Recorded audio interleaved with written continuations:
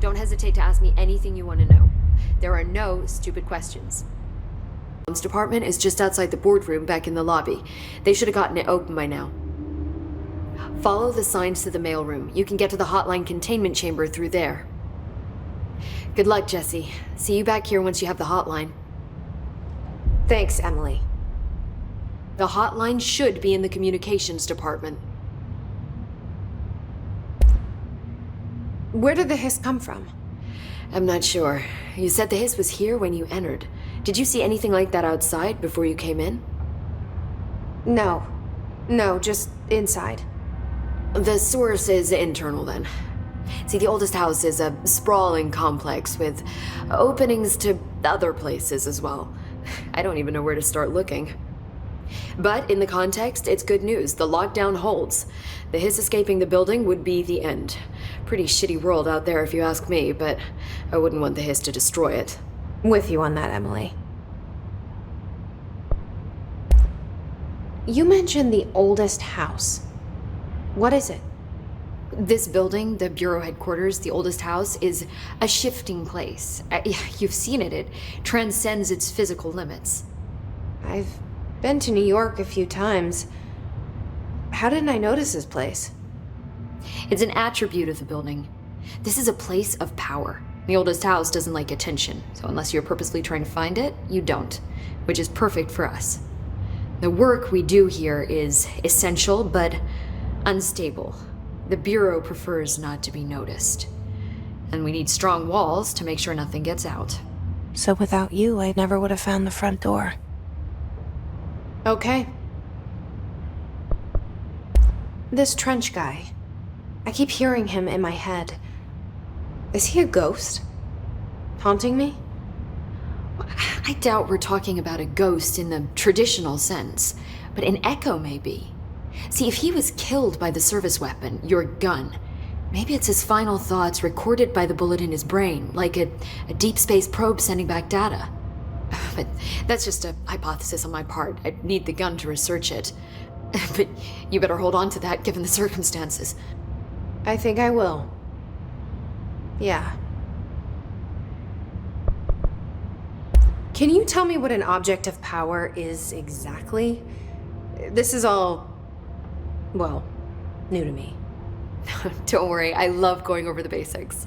So objects of power are mundane objects that house paranatural energies and have developed a link to the astral plane and can thus be controlled, which is what differentiates them from altered items, which are still housings of paranatural forces, but are more volatile and cannot be bound in the peri-utilitarian sense. Got it? Did she memorize this? Got it. Thanks. So HRAs stop you from becoming hiss. Well, it seems that way. I mean, I hadn't even heard of an HRA until a few weeks ago when Dr. Darling started handing them out. Well, I began analyzing mine as soon as I got it. I mean, each one seems to emit a powerful short-range frequency way beyond anything I've ever seen. Doesn't the timing seem suspicious? I thought that too. Dr. Darling usually likes to unveil his latest breakthrough in big presentations. With these, he just passed them out. Yeah, his behavior makes me wonder what exactly he knew. Thanks, Emily. I'm sure I'll have more questions soon. Just let me know.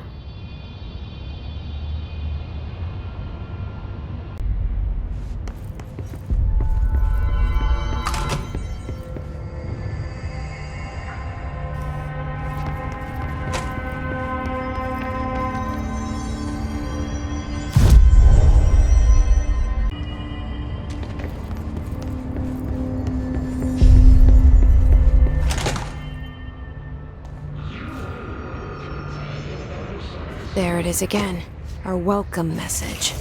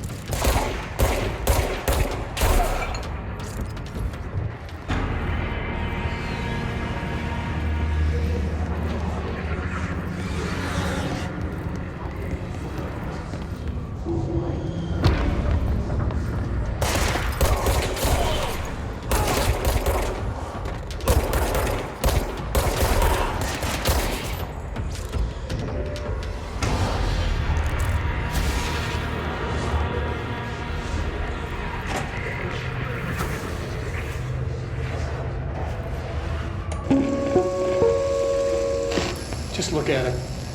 8 inches wide and capable of storing a whopping 80 kilobytes.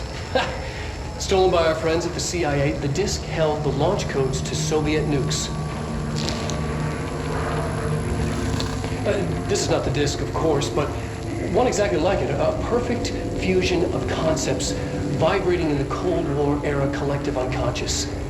A receptacle. It is a receptacle for dangerous energies to hone in on. And they did. We don't have the details, but when things started flying around the disk, it was transferred to us. It's an object of power. OOP. Oops. Oh, and it can launch things telekinetically through the air. To date, we've launched maybe 3 dozen pencils. And once, we even launched a cup.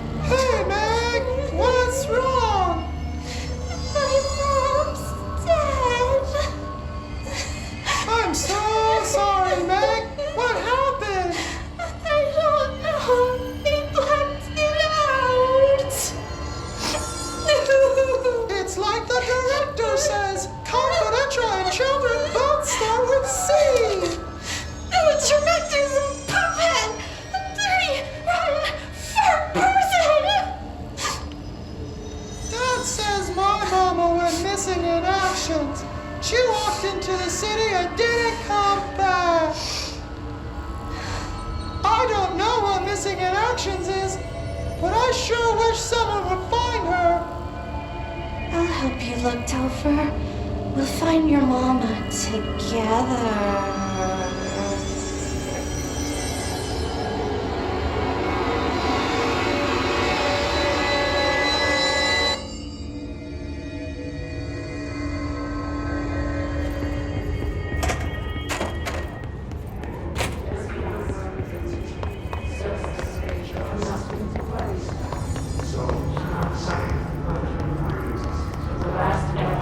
Communications.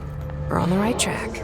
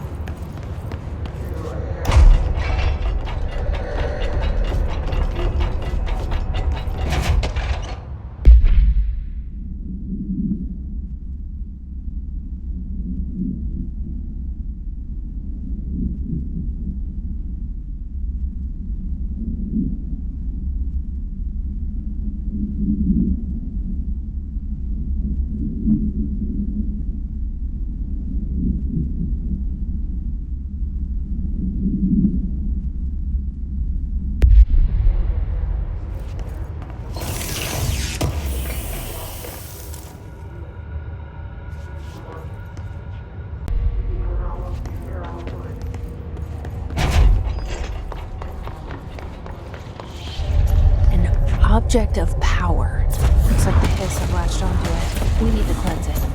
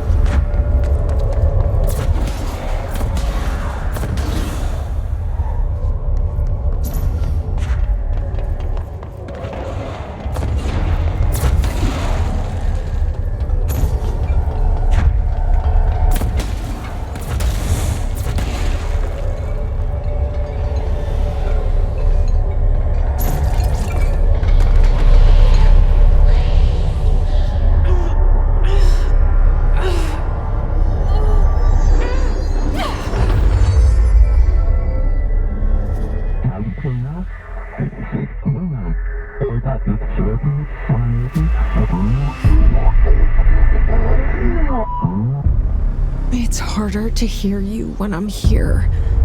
It's like the channel's been changed. The board's in charge here. They're pyramids in the Bureau seal. Are they really the ones pulling the strings? I'm not their director. I'm no one's director.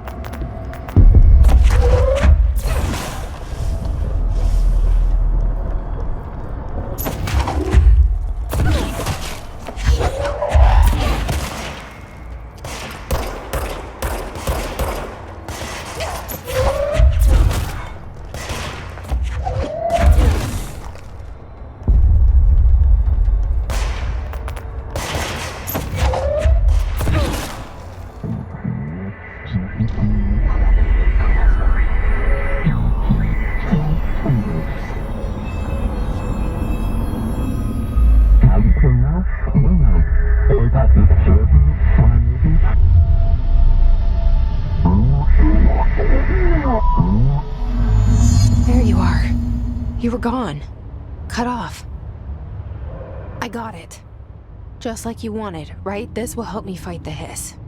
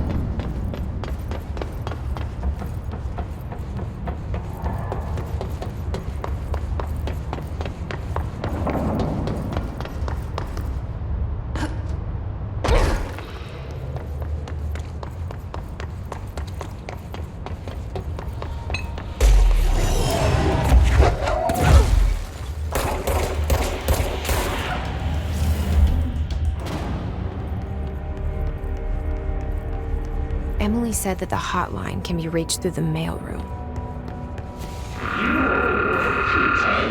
So distorts your happiness curves. Like those, the yellow and red in the eye. Through a mirror inverted is made right. Leave your insides out.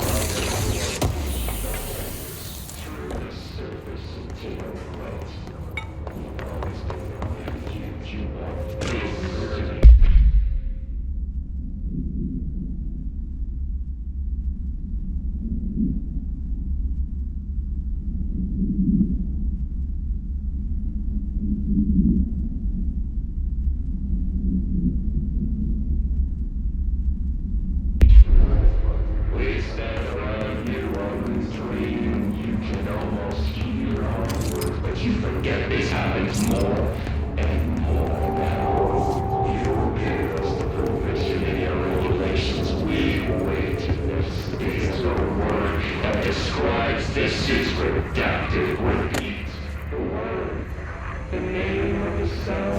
This must open the door.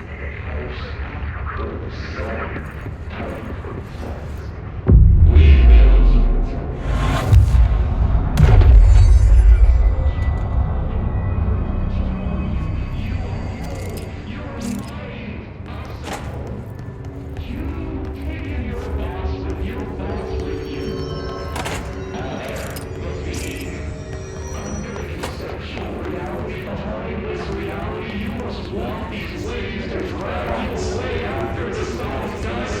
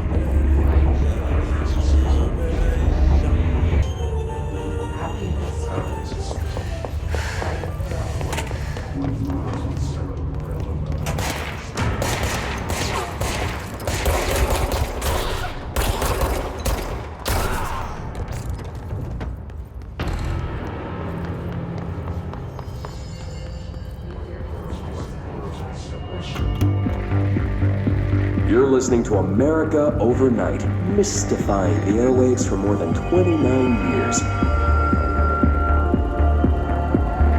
Thank you for staying up with us. Ghosts. We've had many callers over the years tell us of hauntings, voices, and other phantasmagorical phenomena. Today, friend of the show, Dr. Quincy Reagan, tells his story. Quincy. Thanks. This is something I experienced recently while staying at the Chili Pines Motel in Macon for last year's SuspiciaCon. I was in room 47. The night manager, an avid listener of the program, insisted I take this particular room. Now, the manager explained that years back, the body of a man was discovered under the bed, inside that wooden border that motel beds tend to have. And the body had been there a week, he said. Guests had stayed there, sleeping with the corpse a foot below them. They only found the body when housekeepers complained about the smell. Hauntings have been reported in room 47 ever since. I happily took the room. I fell asleep pretty quick, checking under the bed first, of course. No ghosts visited me, no chilly spots or flickering lights. But when I woke up, I found myself under the bed. It was dark and stiflingly hot. Luckily, I was able to push the mattress off and crawl out before I suffocated. The night manager was kind enough to find me another room. There you have it, listeners. What we call ghosts take many forms. Quincy was brave enough to tell his story, and I encourage you to keep calling and writing whenever you encounter something strange, something you can't explain. Maybe you're seeing colors that we have no name for. Maybe your toaster is possessed. Remember, dear listeners, when no one else believes you, we do. America Overnight, we'll be right back.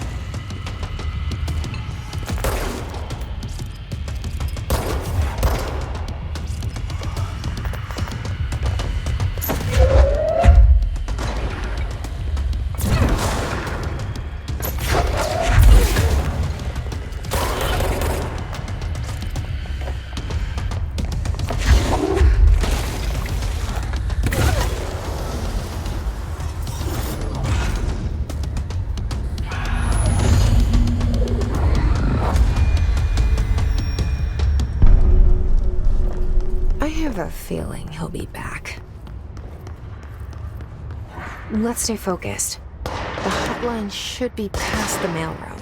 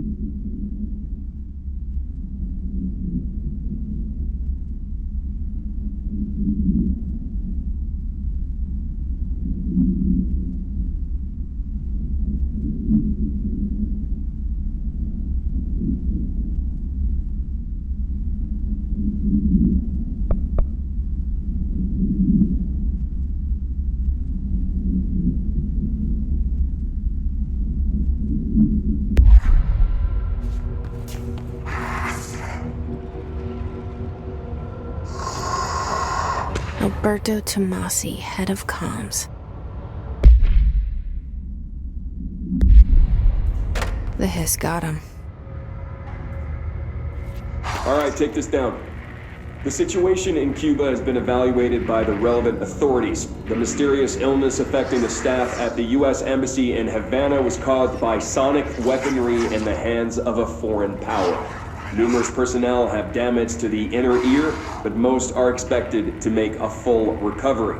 Of course, the event also damaged their cellular walls, but we can't blame that on some stupid noise gun. Thank God no local doctors examined them first. Honestly, what are the odds an altered item would show up inside a U.S. embassy? Talk about good luck, huh? So much easier than... Hey, are you still recording this?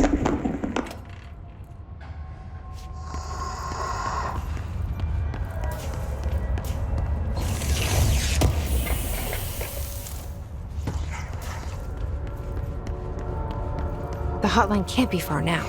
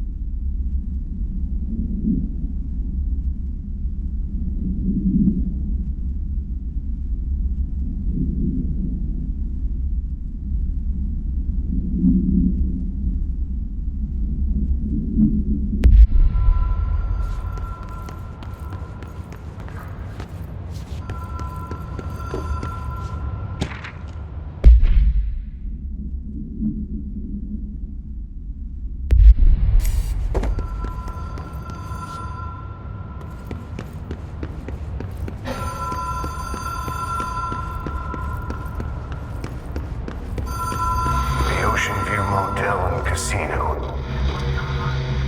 Dream logic.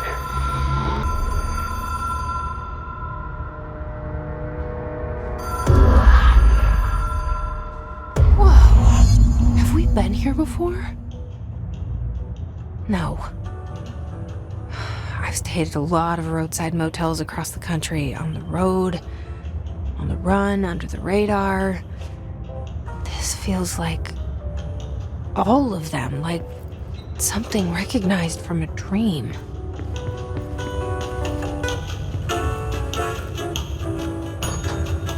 Hello? Anyone here?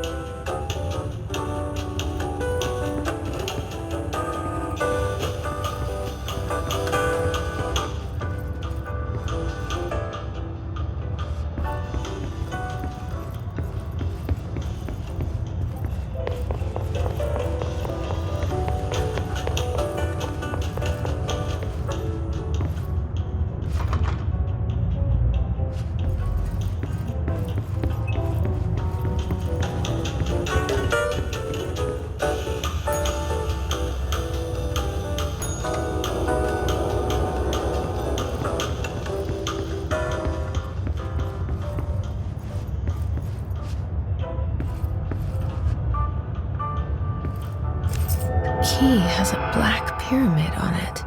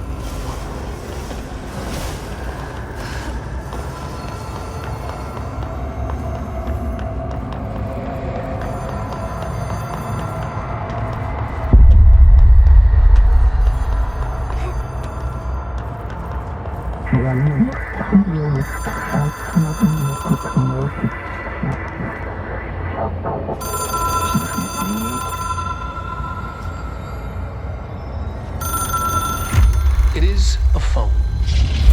It's an object of power. It doesn't connect to any typical network. A direct line to the astral plane and the board. And my hypothesis is, under the right conditions, to other planes of existence as well.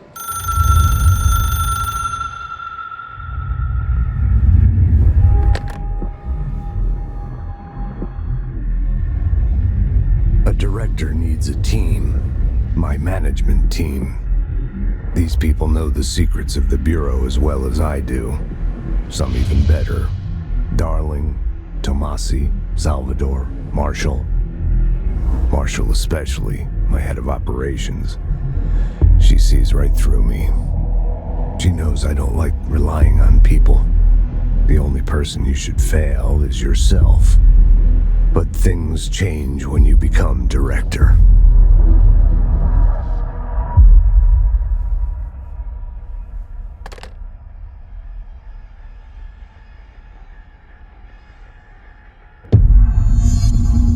I have it.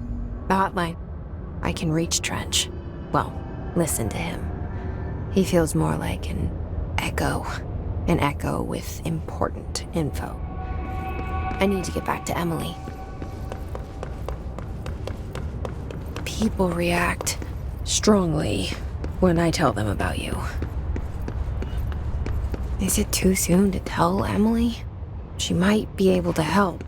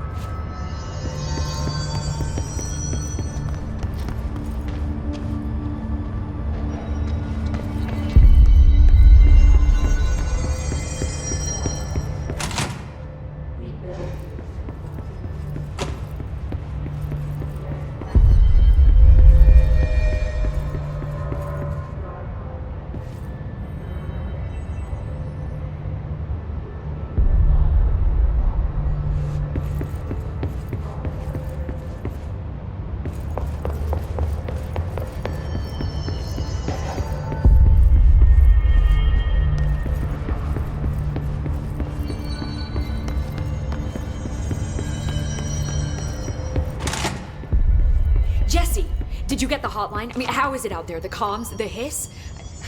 Sorry. You made it. I'm glad. Emily? Let's...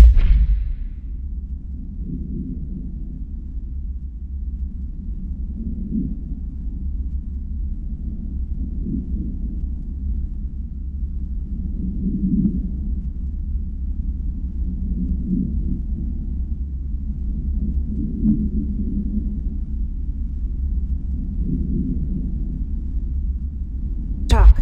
Of course. I got the hotline. I can make out what Trench is saying now. Incredible. What did he say? He talked about his management team. People who knew the Bureau's secrets. Your boss, Darling. Tomasi, but he's gone. He's gone. Salvador? He's the head of security. And Marshall?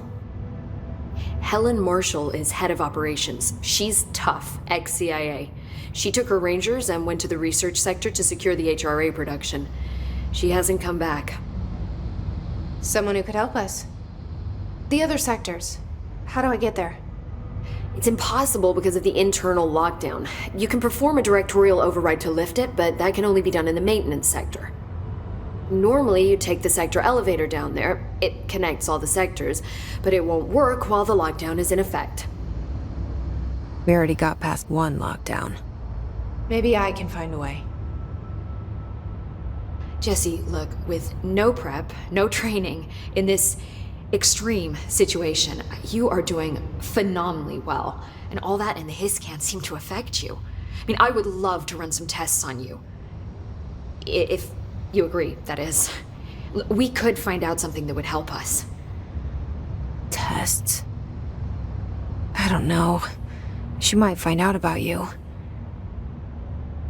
But I wouldn't mind understanding more myself. Okay. If you think it will help. Great. I'll check the internal documentation for any lockdown bypasses. We need to get these sectors open to locate Darling and Marshall. And I'll look for a way inside the maintenance sector. The sooner we find one, the sooner I reach this override.